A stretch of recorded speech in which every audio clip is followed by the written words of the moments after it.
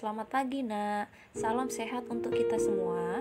Masih bersama dengan saya Beb Ida Sinaga. Ingat sebelum mulai pembelajaran, mari kita berdoa dulu ya nak. Doa dimulai.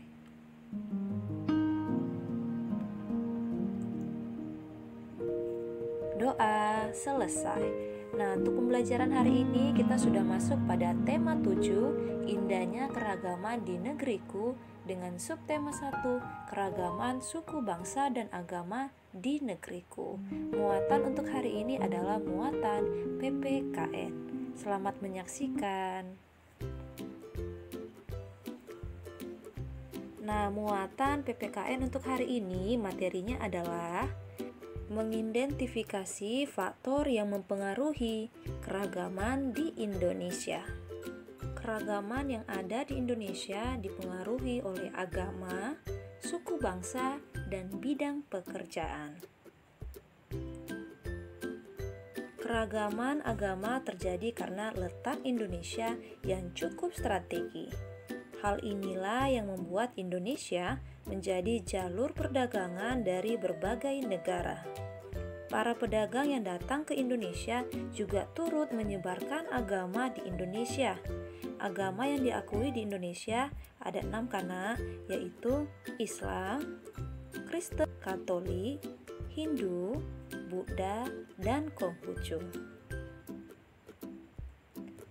Dari segi suku bangsa, Indonesia merupakan negara kepulauan yang menyebabkan munculnya beragam suku di Indonesia.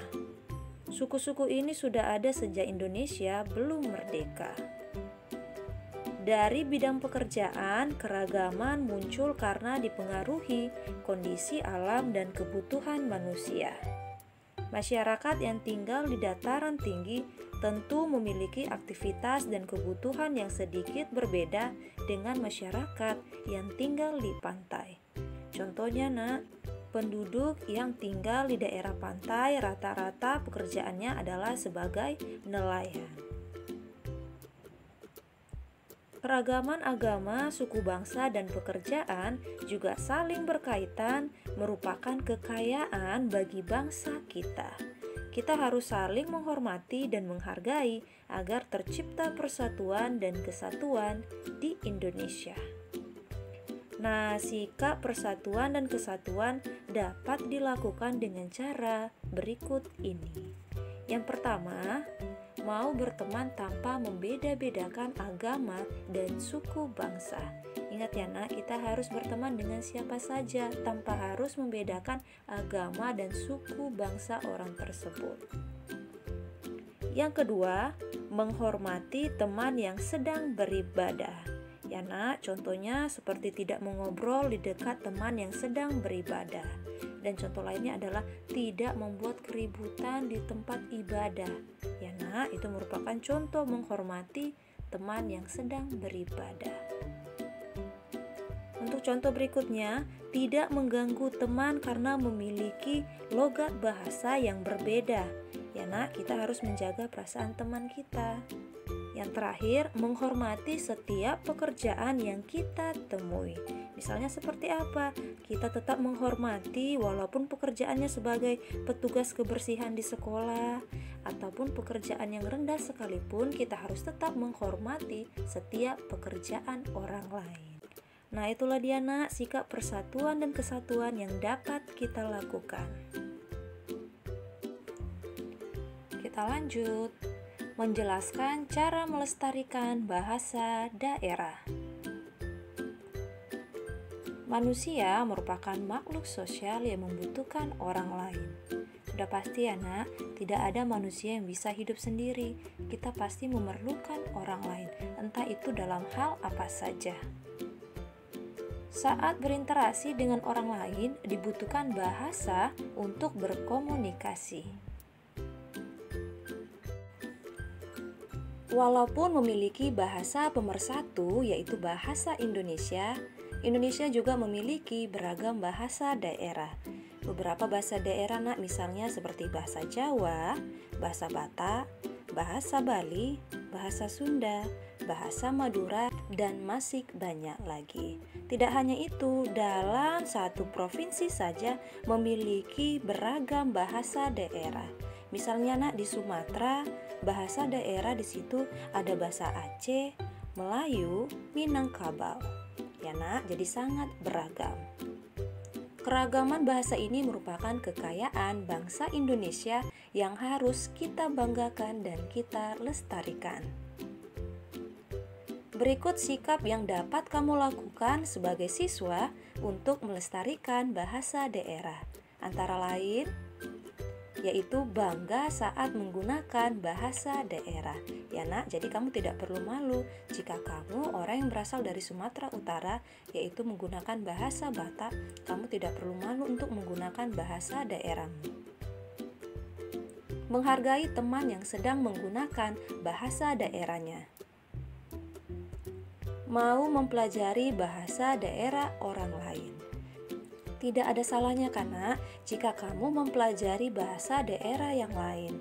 Seandainya suatu ketika kamu pergi ke daerah tersebut, sangat menguntungkan untuk kamu yaitu kamu tahu bahasa daerah mereka. Tidak menghina bahasa daerah lain. Ya nak, kita harus menghargai setiap bahasa daerah dimanapun itu berada. Kita lanjut menjelaskan keragaman agama dan kebebasan beragama. Kamu sudah mempelajari keragaman agama, tempat ibadah, dan hari besar keagamaan karena ini sudah kita pelajari di minggu lalu.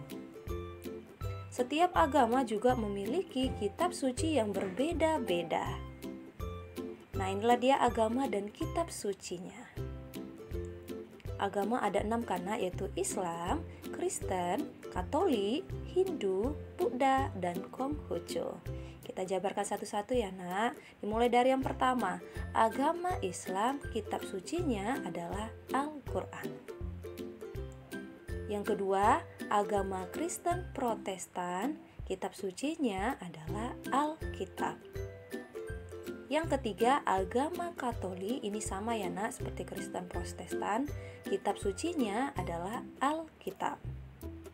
Yang keempat, agama Hindu, kitab sucinya adalah Weda. Yang kelima, agama Buddha, kitab sucinya adalah Tripitaka. Dan yang terakhir, agama Konghucu, kitab sucinya adalah Sisu. Itulah dia agama dan kitab sucinya. Sebagai warga negara yang baik, kita harus saling menghargai orang lain, baik yang seagama ataupun berbeda agama. Sikap inilah yang membuat bangsa Indonesia semakin bersatu dan tidak mudah terpecah belah. Nah, itulah dia nak pembelajaran kita untuk hari ini, yaitu muatan PPKN. Nah, sekarang kita masuk pada tugas. Yang menjadi tugasmu untuk hari ini, muatan PPKN ya nak, dari buku Bupena 4C halaman 110 nomor 1 sampai nomor 3. 3 soal ya nak, kerjakan dengan baik ya. Selamat mengerjakan. Nah, pembelajaran kita selesai sampai di sini. Ingat ya nak, tetap semangat dalam belajar, tetap jaga kesehatan. Salam dari Mem.